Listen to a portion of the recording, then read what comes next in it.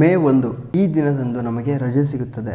ಆದರೆ ಈ ರಜೆಯ ಹಿಂದೆ ಎಷ್ಟು ದೊಡ್ಡ ಹೋರಾಟ ಇದೆ ನಿಮಗೆ ಗೊತ್ತಾ? ನಮಸ್ಕಾರ ಎಲ್ರಿಗೂ, ನಾನು ನಿಮ್ಮ ಹರ್ಷ. ಇಂದು ನಾವು ಈ ಕಾರ್ಮಿಕರ ದಿನಾಚರಣೆಯ ವಿಶೇಷತೆಯನ್ನು ತಿಳ್ಕೊಳ್ಳೋಣ.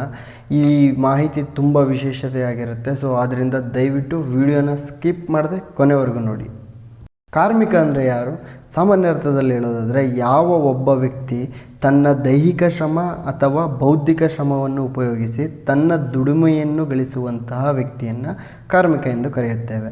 ಪ್ರತಿ ದೇಶದಲ್ಲೂ ಕೂಡ ಆನ್ ಆನ್ ಆ್ಯಾವ್ರೇಜ್ 50 to 60% ಕಾರ್ಮಿಕ ವರ್ಗದವರು ಇದ್ದೇ ಇರ್ತಾರೆ. ಈ ಕಾರ್ಮಿಕರ ದಿನಾಚರಣೆಯ ಇತಿಹಾಸವನ್ನು ನೋಡೋದಾದರೆ, ಮೊದಲನೇದಾಗಿ ಈ 19ನೇ ಶತಮಾನದಲ್ಲಿ ಎಲ್ಲ ಕಡೆಯೂ ಕೂಡ ಕೈಗಾರಿಕಾ ಕ್ರಾಂತಿ ಹೆಚ್ಚಾಗ್ತಾ ಇತ್ತು. ಆದರೆ ಕಾರ್ಮಿಕರ ಸ್ಥಿತಿ ತುಂಬ ಕೆಡ್ತಾಗ್ತಾ ಇತ್ತು.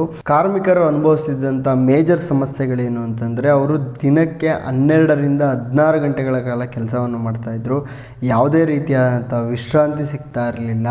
ಮತ್ತು ಅವ್ರಿಗೆ ಸಿಗ್ತಾ ಇದ್ದಂಥ ವೇತನ ಕೂಡ ಕಡಿಮೆ ವೇತನ ಸಿಗ್ತಾ ಇತ್ತು. ಅವರಿಗೆ ಯಾವುದೇ ರೀತಿಯಾದಂಥ ಸುರಕ್ಷತೆ ಆಗಲಿ, ಮೆಡಿಕಲ್ ಮತ್ತು ಬೇಕಾದಂಥ ಬೇಸಿಕ್ ನೀಡ್ಸ್ಗಳಾಗಲಿ ಸಿಗ್ತಾ ಇರಲಿಲ್ಲ. ಜೊತೆಗೆ ಮಕ್ಕಳನ್ನು ಕೂಡ ಇವರು ಕೆಲಸಕ್ಕೆ ಹಾಕ್ತಾಯಿದ್ರು. ಇದು ಮಾನವೀಯತೆ ಇಲ್ಲದ ಪರಿಸ್ಥಿತಿಯಾಗಿತ್ತು. ಈ ಎಲ್ಲ ಅನ್ಯಾಯದ ವಿರುದ್ಧ ಕಾರ್ಮಿಕರು ಹೋರಾಟವನ್ನು ಆರಂಭ ಮಾಡಿದ್ರು. ಅವರ ಮುಖ್ಯ ಬೇಡಿಕೆ ಏನಾಗಿತ್ತು ಅಂತಂದರೆ 8 ಗಂಟೆ ಕೆಲಸ, 8 ಗಂಟೆ ವಿಶ್ರಾಂತಿ, 8 ಗಂಟೆ ವೈಯಕ್ತಿಕ ಜೀವನ. ಇದು ಮಾನವ ಹಕ್ಕುಗಳಿಗಾಗಿ ನಡೆದ ಮಹತ್ವದ ಹೋರಾಟವಾಗಿದೆ. ಇಲ್ಲಿ ಪ್ರಮುಖವಾದ ಒಂದು ಘಟನೆಯನ್ನು ನೋಡೋದಾದರೆ, ಹೇಮ್ ಮಾರ್ಕೆಟ್ ಅಫೇರ್ 1886 ಮೇ 1ರಂದು ಅಮೇರಿಕಾದ ಚಿಕಾಗೋ ನಗರದಲ್ಲಿ ಸಾವಿರಾರು ಕಾರ್ಮಿಕರು ಪ್ರತಿಭಟನೆ ನಡೆಸಿದರು. ಅವರು 8 ಗಂಟೆ ಕೆಲಸದ ನಿಯಮವನ್ನು ಬೇಡಿಕೊಂಡರು. ಈ ಪ್ರತಿಭಟನೆಯು ಮೇ 1ನೇ ತಾರೀಕಿನಿಂದ ಮೇ 4ನೇ ತಾರೀಕಿನವರೆಗೂ ನಡೆಯಿತು. ಮೇ 4ನೇ ತಾರೀಕಿನಂದು ನಡೆಯುತ್ತಿರುವ ಈ ಹೋರಾಟದಲ್ಲಿ ಒಂದು ಸ್ಫೋಟ ಸಂಭವಿಸಿತು. ಜೊತೆಗೆ ಪೊಲೀಸರು ಗುಂಡಿನ ದಾಳಿ ನಡೆಸಿದರು. ಈ ಘಟನೆಯನ್ನು ಎಮಾರ್ಕೇಟ್ ಘಟನೆ ಎಂದು ಕರೆಯಲಾಗುತ್ತದೆ. ಇದರ ಪರಿಣಾಮ ಏನಾಯಿತು ಅಂತಂದರೆ, ಹಲವಾರು ಕಾರ್ಮಿಕರು ಸಾವನ್ನಪ್ಪಿದರು ಮತ್ತು ಇನ್ನೂ ಹಲವಾರು ಜನ ಗಾಯಗೊಂಡರು. ಆದರೆ ಈ ಹೋರಾಟವೇ ವಿಶ್ವದ ಇತಿಹಾಸವನ್ನು ಬದಲಾಯಿಸಿತು. ಈ ಚಳುವಳಿಯ ಹಿಂದೆ ಪ್ರಮುಖವಾಗಿದ್ದವರು ಯಾರು ಅಂತಂದರೆ, ಸಾಮಾನ್ಯ ಕಾರ್ಮಿಕರು, ಕಾರ್ಮಿಕ ಸಂಘಗಳು, ಸಾಮಾಜಿಕ ಹೋರಾಟಗಾರರು, ನಾಯಕರು ಮತ್ತು ಕಾರ್ಯಕರ್ತರು. ಇವರೆಲ್ಲರೂ ತಮ್ಮ ಹಕ್ಕುಗಳಿಗಾಗಿ ಭಯವಿಲ್ಲದೆ ಹೋರಾಡಿದರು. ಈ ಹೋರಾಟದ ನಂತರ ಮೇ 1ನ್ನು ಅಂತಾರಾಷ್ಟ್ರೀಯ ಕಾರ್ಮಿಕ ದಿನಾಚರಣೆ ಎಂದು ಘೋಷಿಸಲಾಯಿತು. ಇದನ್ನು ಜಗತ್ತಿನ ಅನೇಕ ದೇಶಗಳು ಪ್ರಾರಂಭಿಸಿದವು. ಭಾರತದಲ್ಲಿ ನೋಡೋದಾದರೆ, ಭಾರತದಲ್ಲಿ ಕಾರ್ಮಿಕರ ದಿನವನ್ನು ಮೊದಲ ಬಾರಿಗೆ 1923ರಲ್ಲಿ ಚೆನ್ನೈನಲ್ಲಿ ಆರಂಭಿಸಲಾಯಿತು.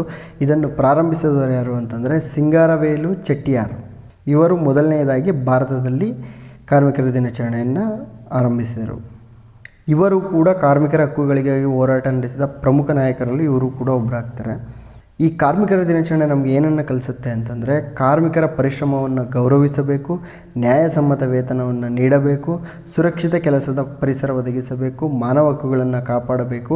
ಇದು ಕೇವಲ ಆಚರಣೆಯಲ್ಲ, ಇದು ಒಂದು ಜಾಗೃತಿಯಾಗಿ ಇರಬೇಕು ಅಂದ್ಬಿಟ್ಟು ಮೇ 1ನೇ ತಾರೀಕಿನಂದು ನಾವು ಕಾರ್ಮಿಕರ ದಿನಾಚರಣೆಯನ್ನು ಆಚರಿಸುತ್ತೇವೆ. ಇಂದು ಕಾರ್ಮಿಕರ ಪರಿಸ್ಥಿತಿ ಹಿಂದಿನದಕ್ಕಿಂತ ಉತ್ತಮವಾಗಿದೆ. ಆದರೆ ಇನ್ನೂ ಕೂಡ ಕೆಲವು ಸಮಸ್ಯೆಗಳಿವೆ. ಕಡಿಮೆ ವೇತನ ಇರ್ಬೋದು, ಅಸ್ಥಿರ ಉದ್ಯೋಗ, ಕೆಲಸದ ಒತ್ತಡ, ಭದ್ರತೆಯ ಕೊರತೆ. ಆದ್ದರಿಂದ ಕಾರ್ಮಿಕರ ದಿನಾಚರಣೆಯನ್ನು ಇನ್ನೂ ಕೂಡ ಪ್ರಸ್ತುತವಾಗಿದೆ. ನಾವು ಇಂದು ಅನುಭವಿಸುತ್ತಿರುವ ಹಕ್ಕುಗಳು ಇದು ಸ್ವತಃ ಬಂದಿದ್ದಲ್ಲ, ಇದು ಕಾರ್ಮಿಕ ಹೋರಾಟದ ಫಲವಾಗಿದೆ, ಅವರ ತ್ಯಾಗದ ಫಲವಾಗಿದೆ. ಆದ್ದರಿಂದ ಪ್ರತಿಯೊಬ್ಬ ಕಾರ್ಮಿಕರಿಗೂ ಕೂಡ ಗೌರವ ಕೊಡೋಣ.